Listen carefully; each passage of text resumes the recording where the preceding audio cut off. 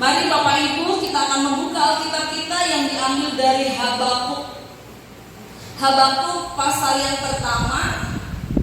Habakuk pasal yang pertama ayat 1 sampai yang keempat. Dilanjutkan Habakuk pasal yang kedua.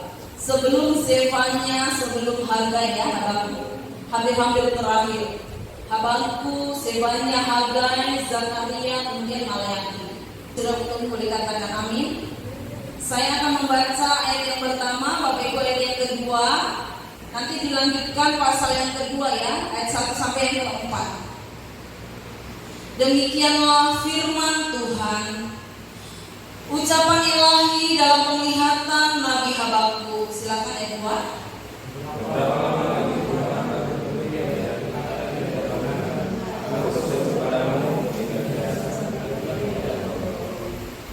Mengapa engkau memperlihatkan kepadaku kejahatan, sehingga aku memandang kelaliman? Ya, aniaya, kekerasan dan kekerasan ada di depan mataku. Perbantahan dan pertikaian terjadi.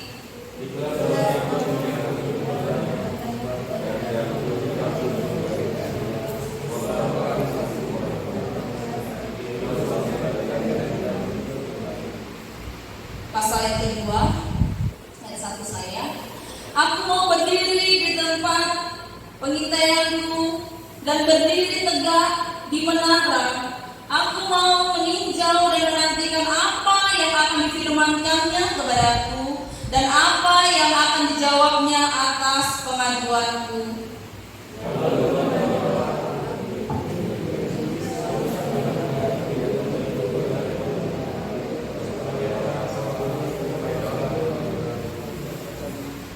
Sebab penglihatan itu masih menanti saatnya, tetapi ia secara menuju kesudahannya dengan tidak menipu. Apabila berlambat-lambat, nantikanlah itu, sebab itu sungguh-sungguh akan datang dan tidak akan bertangguh bersama.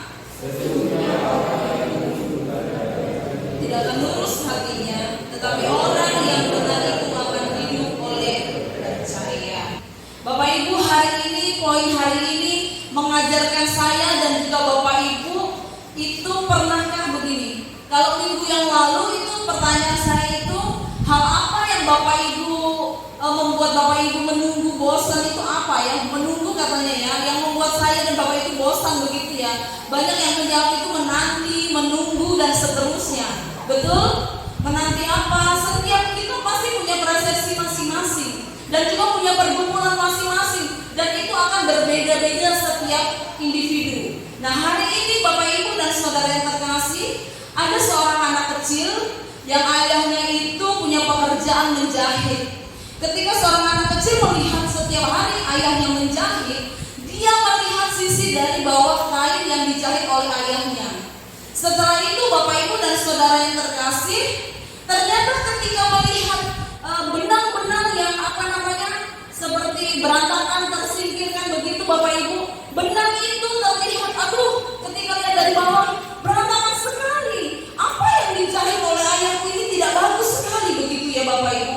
Tapi kemudian setelah benang itu atau kain itu dibalik Bapak Ibu, di situ ada lukisan yang begitu indah ya. Loh, ayah, ternyata ayah menjahitnya dengan begitu indah. Padahal kelihatan dari bawahnya Bapak Ibu seperti benang kusut ya. Seperti benang kusut yang seperti mereka sedang menjahit bukan diukir ya namanya, itu pokoknya. Ada yang dibikin bunga Pak, ada yang ditutupi kain yang bagaimana supaya ini terlihat indah, berwarna-warni. Bapak Ibu dan saudara yang terkasih, nah ternyata di situ terlihat lukisan yang begitu indah, terbentuk dengan begitu menarik Bapak Ibu. Nah, begitu juga dengan saya dan Bapak Ibu dan kita sekalian, bahwa hidup ini tampaknya begitu kacau Bapak Ibu ya. Hidup kita ini tampaknya begitu kacau dan juga tidak masuk akal.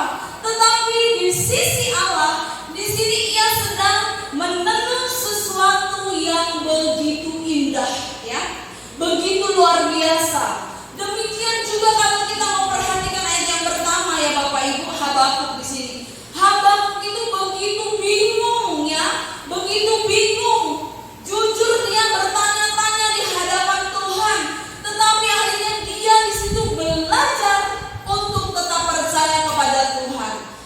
tema kita pada kesempatan hari ini adalah tetap percaya saat tidak mengerti. Saat tidak mengerti apa yang menjadi rencana Tuhan buat saya dan kita semua Bapak Ibu.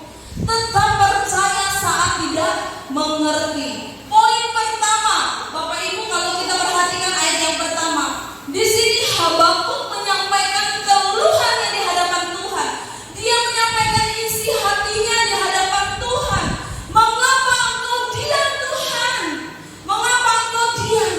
Di sini Habakuk melihat ketidakadilan terjadi, kekerasan terjadi, dan juga Yehuda, dosa di Yehuda.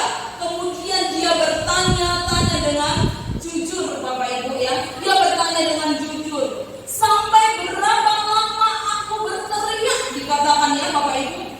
Ayat 1 sampai yang keempat, pasal yang pertama. Tetapi tidak kau dengar. Ini sampai dia menyampaikan isi hatinya supaya Tuhan itu mendengar, Tuhan itu melihat apa yang menjadi keluh kesah kita. Mungkin secara pribadi kita punya pergumulan yang berbeda-beda. Kita juga sampaikan kepada Tuhan. Kenapa Tuhan kau tidak mendengarkan? Kenapa Tuhan kau tidak menjawab saya? Ya, Bapak Ibu, seolah-olah di sini Allah benar-benar tidak menjawab. Seolah-olah Allah di sini diam, Bapak Ibu. Tetapi kita mau bersama-sama belajar. Sampai berapa lama Habakuk di sini berteriak ya Bapak Ibu, dan tidak seolah Tuhan tidak mendengar tadi. Jadi Habakuk di sini penuh dengan kebingungan, penuh dengan frustasi secara rohani. Apakah kita juga pernah mengalami hal yang sama yang dialami Habakuk, Bapak Ibu? Pernahkah? Pernahkah sih Bapak Ibu? Tanpa kita sadari, kita mengeluh. Kita sudah berangkat bangun pagi itu, terkadang mama-mama ini Bapak Ibu anaknya mau berangkat sekolah, suami mau berangkat kerja, siapkan bekal, harus bangun pagi. Itu sudah merepet Bapak Ibu. Sudah banyak keluhan-keluhan terjadi. Ini belum mengerjakan ini, belum begini, belum bangun, belum kasih mandi, makan dan sebagainya, belum masak, belum begini. Bapak Ibu dan saudara yang terkasih dalam nama Tuhan Yesus, Habakuk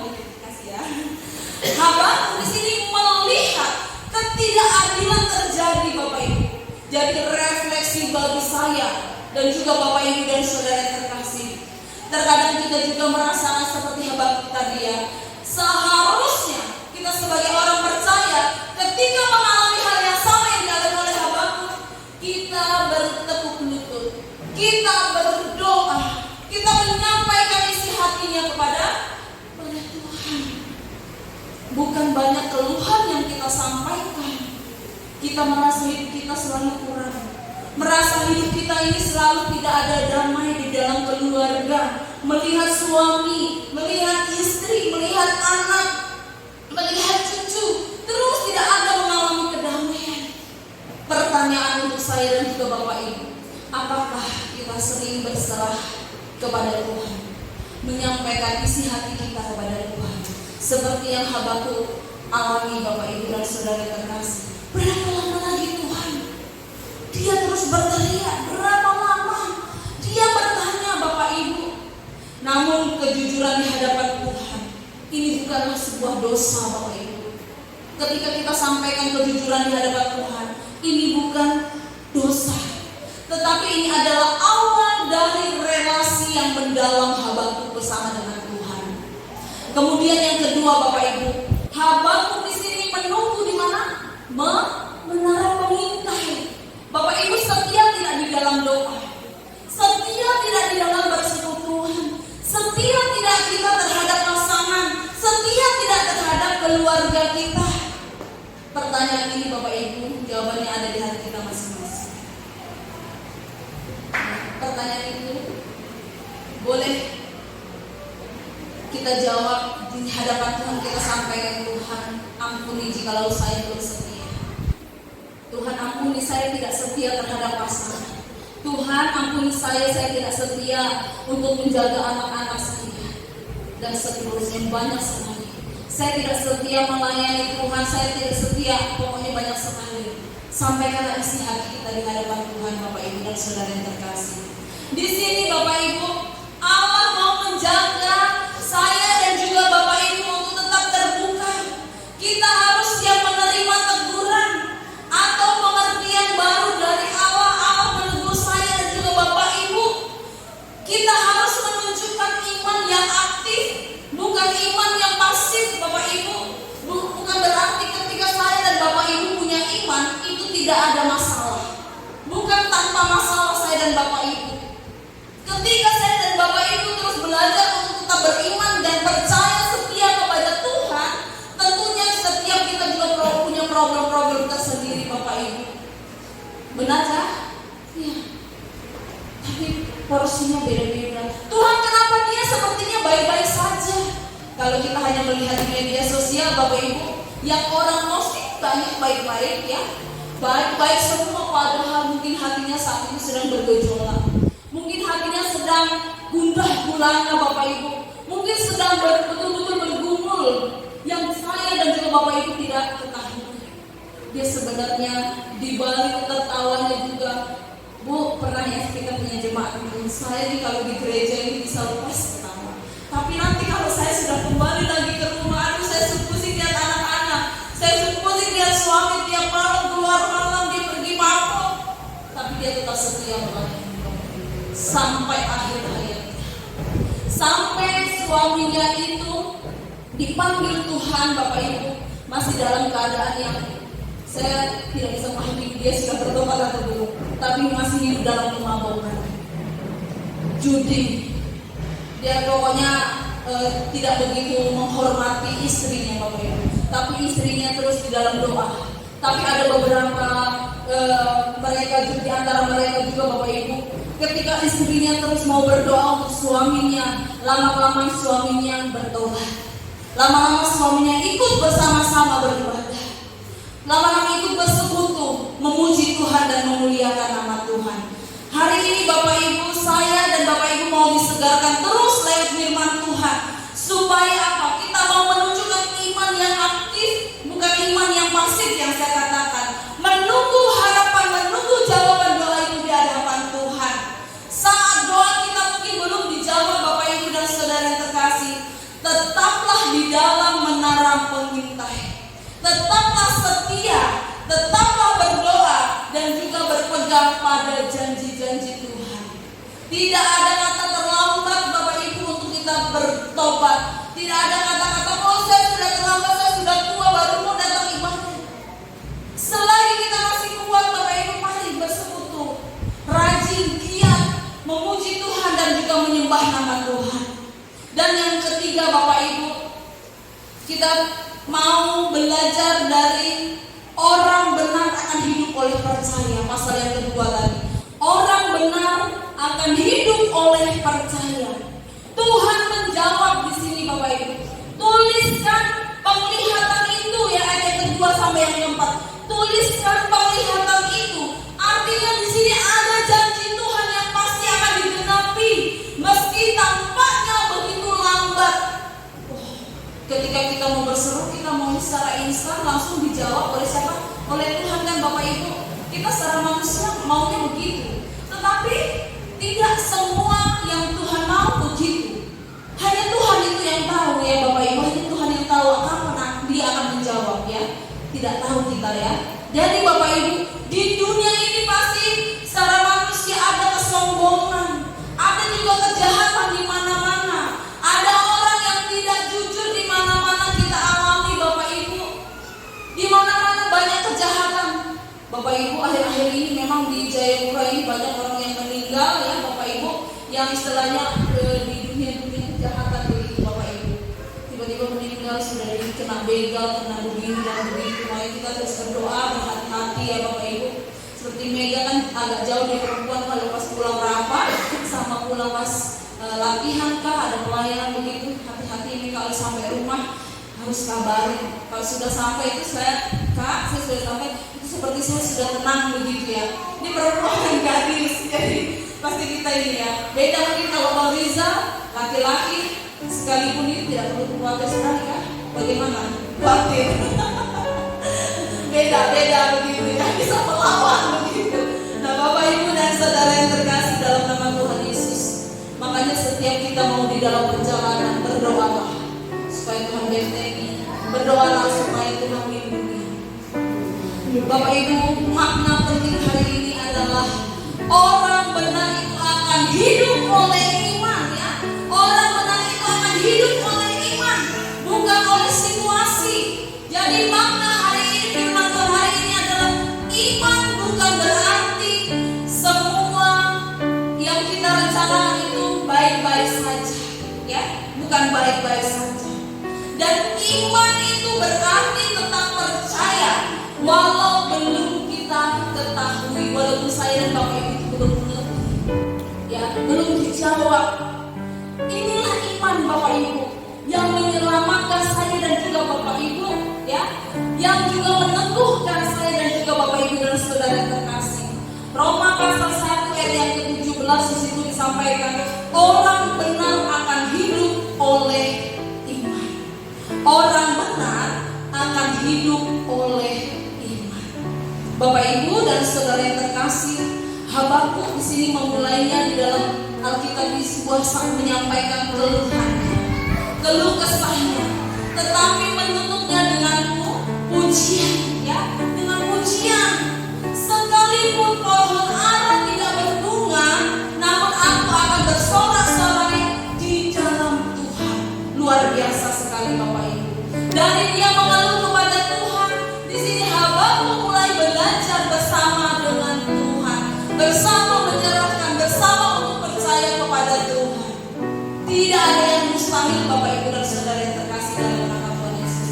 Saya senang sekali, lalu tidak salah tahun 2018 yang lalu Bapak Ibu, ketika kami melayani di daerah Lampung, Gereja Metodis Indonesia menuliskan satu buah buku tentang pemuritan. Itu sangat bagus sekali, berjalan seperti Yesus berjalan. Itu menaikkan, menumbuhkan iman. Waktu kami melayani, waktu itu yang betul-betul kami selesaikan itu bukan PW-nya waktu itu. PW terlalu banyak kegiatan saat itu. Ini P2MI.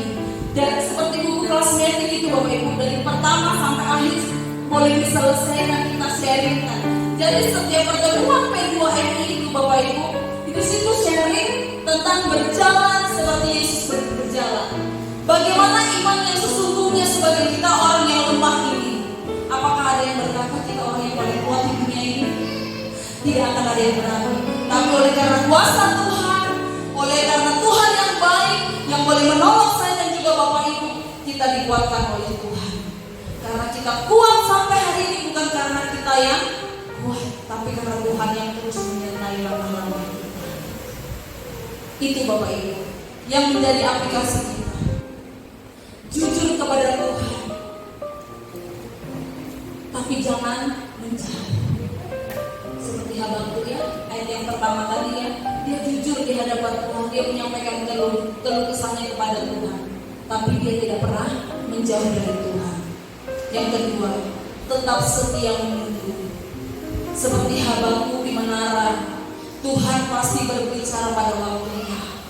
Pada waktunya. Bapak Ibu, saya sering katakan kepada pemuda dan pemudi, kita lebih baik terlambat menikah daripada buru-buru menikah tapi salah pilihan.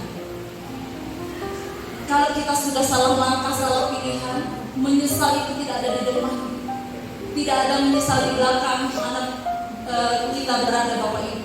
Penyesalan itu ada di belakangnya, bukan di depan, sorry. Bukan ada di belakang, tapi bukan ada di depan, tapi ada di belakang. Lebih baik kita hari ini Bapak Ibu terlambat menikah, terlambat punya pasangan, tapi Tuhan sediakan yang terbaik. Jangan terlalu buru-buru. Tidak usah senyum-senyum, ya. Tidak usah senyum-senyum yang belum. Harus soft out ya tahun depan. Sudah ada yang didoakan. Bapak Ibu dan saudara yang terkasih dalam nama Tuhan Yesus. Ada seorang sedang melukis. Pelukis itu terkenal sekali Bapak Ibu. Dia sedang melukis badai di tepi laut. Semua orang melihat badai lukisan itu ketika badai terjadi, ada gelap, ada angin dan juga ombak besar. Tetapi di sudut lukisan Dia ada melukis seekor burung kecil yang bertengger di celah batu itu.